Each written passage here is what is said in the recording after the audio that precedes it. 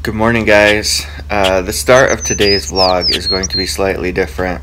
I want to remember the challenge of coming up to the Sierras in this year, and therefore I'm going to add it to the vlog here before I actually get to the Sierras. So early on, like December, January of this year and December of last year, I started hearing things about the snowfall and the challenge it'll be of hiking the PCT this year. And as I've been on the trail, it's been interesting to hear all the rumors and read all the articles, and it's turned into like this thing of not really knowing what the Sierras are going to hold for me. Now, by the time you guys watch this video, all have already either gone into the Sierras or skipped the Sierras. However, I still want to kind of let you know the feelings and thoughts and rumors that are going on with the Sierras. So the Sierras have had record-breaking snow. It's been either the wettest or the second wettest year ever, and so just massive amounts of snow, massive amounts of liquid water, not just water but liquid water. So rumors that I've been hearing that there are hundreds of people, hundreds of hikers held up at Kennedy Meadows. I've heard that if you want to go through the Sierras, because it's been so held up, that there's basically a queue of hikers, and you know, you're going to be in line with hikers in front of you and behind you the whole time. I've heard that it's impassable, that you cannot get through the Sierras. I've heard from other people that, oh, it's not as bad as everyone's making it out and you can do it, it's fine. Now, I have one friend, Skippy. He was in like my video from day like 5, and he actually got to Kennedy Meadows. He said that there aren't hundreds of hikers there. He told me that most people, I don't know if he said most, but he said something along the lines of a lot of people are skipping the Sierras, and that it's pretty challenging to get through. So the issue is that there's lots and lots of snow, and I guess the main issue for me is that I don't have experience hiking in the snow. I'm a desert rat. I've lived in the desert my whole life. I do have experience in the snow in general. I go snowboarding pretty much every single year. I've lived in snow. I've lived in Russia in the snow, but I've never been like high alpine backpacking in massive amounts of snow. And so that brings up a few challenges. One is I don't necessarily have any experience looking at snow and knowing like if I should step on it or if I shouldn't, if it's gonna, like, if I'm gonna sink in or if there's a trail there. I don't know how to gauge. The main issue, more than the snow, is the rivers. The rivers, fording rivers in the Sierras, I have no experience. When I get to a river, I can't look at it and know how fast it's going, if it's going too fast to try to cross. I can't really know how deep it is in any sort of way from experience. And so that is a challenge, because as all this massive amounts of snow melts, it becomes worse. The rivers become bigger and bigger, and so that's the thing that I'm hearing. And I've heard rumors of rivers taking out bridges up there. I've heard that a lot of the roads that you would normally get a hitch to or walk on to get to a town to resupply are still snow covered and still closed, and so so there might be some issues with resupply, where if you want to go resupply in a town, not only do you have to hike another 15 miles to that town, but you have to do it on a snowy road. and so there's just so many challenges. Another thing that I heard is hiking in snow slows you down a ton. I'm hearing something like 1 mile an hour is generally how fast people go when they're hiking up and down big snowy areas. I also hear that you shouldn't necessarily hike in the snow if the snow is really slushy, because you have more chance of slipping, which means you have to hike, I guess, in like the wee hours of the morning, wake up at like 2 or 3 a.m. when the snow has hardened, and then walk on it until it starts to get slushy. And so if you have to do that, plus you're only going 1 mile an hour, you know, you'd be lucky to go 10 miles a day. And so if I have 100 miles or more, then, you know, that's more than 10 days of food I have to carry, which means I'll be carrying more food. This is also when I'll be carrying my bear canister, which I think is like 5 or 6 pounds, micro spikes. I've got a little bit bigger boots that I'm carrying, bigger shoes. They're just high tops instead of low tops. Bigger gaiters. I'm carrying a little more clothing, and so I'll be carrying a lot more weight. Maybe not as much water, because there will be plenty. But yeah, so the weight of everything that I'm carrying is going to be challenging. And so I have all these things going through my head right now of, you know, can I figure out how to pass through the rivers? Will I know where to hike and when to hike, and will I be able to carry enough weight and get through this section? Are my resupply roads open to get to resupply locations? All this is going through my head right now. My solution right now is get to Kennedy Meadows and figure out what's going on there, and I'll be there in a week. I'll be there next Wednesday or so. So like 8 days, including today, I think I'll be there. And then I'll ask people there. So that's definitely the thing that I'm doing for now, is go there and figure it out. The second thing is to get with a group of hikers there, that if I hear that it's possible, that the rivers aren't too large, that, you know, if you're very careful and smart about it, you can get through. If that's true, and there's a group there that wants to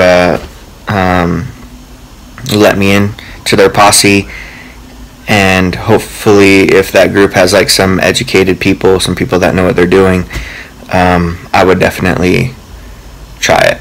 I would absolutely try it.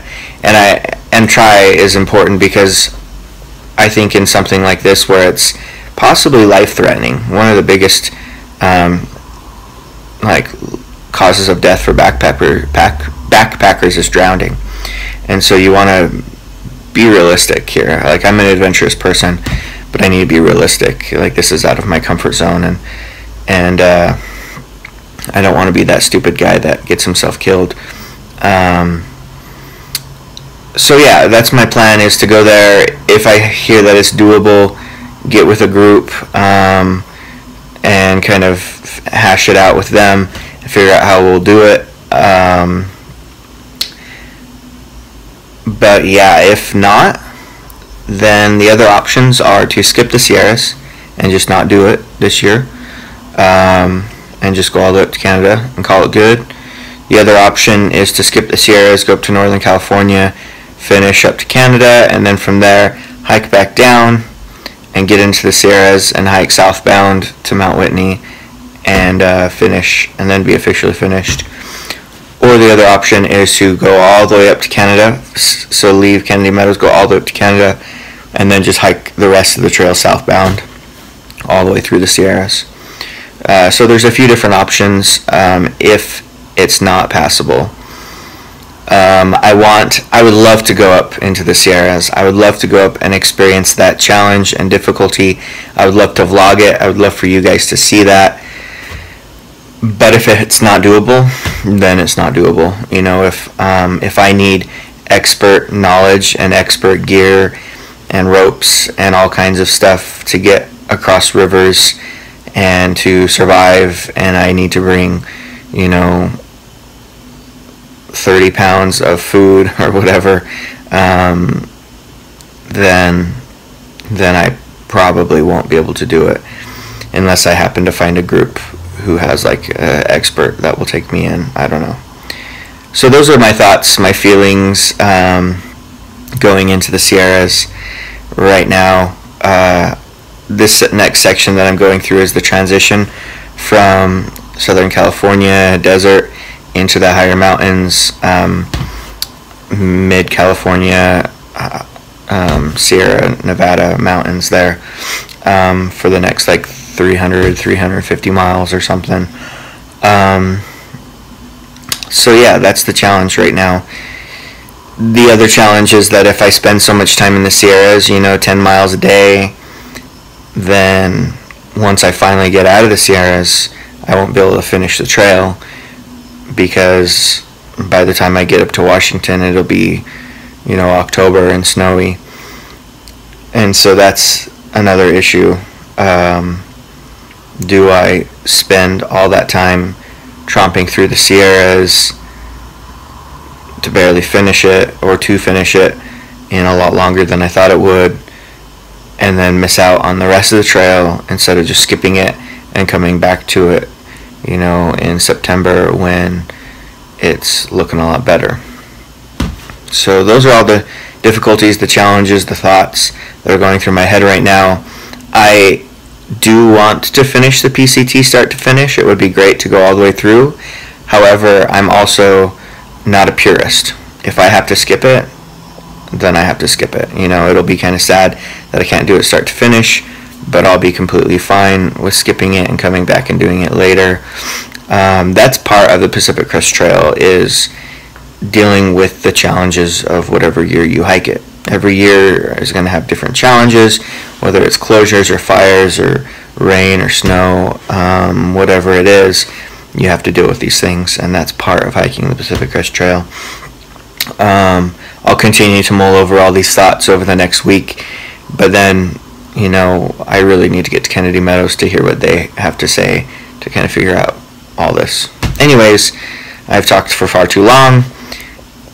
Let's skip to future me, who is back on the trail, and maybe he's camping by now.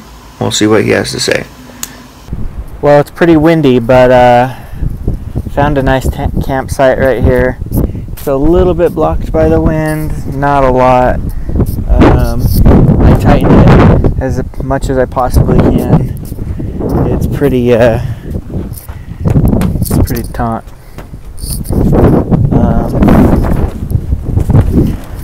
Also tied it to the tree there for added tautness. Yeah.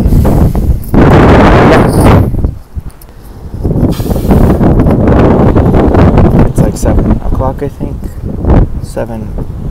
It's 7:20, so total sunset isn't for another 50 minutes, even though this part where I'm at is already shaded. But hopefully it won't be super windy all night long. Either way, I'm excited to bunker down. I did over 10 miles today, which I wanted to do at least 10 miles, so I'm happy with that. I forgot my phone charger in the hotel. That really sucks. Because I've been using my phone like normal. Because I have 2 battery packs, so I have plenty of capacity to use my phone all day long. But yeah, I can't find it, and I know I left it out so that I would put it in this guy right here, because this is where I keep my battery pack, and it's not there. I checked in my bag with all my tech gear in it, and it's not in there either. So yeah, this sucks pretty bad.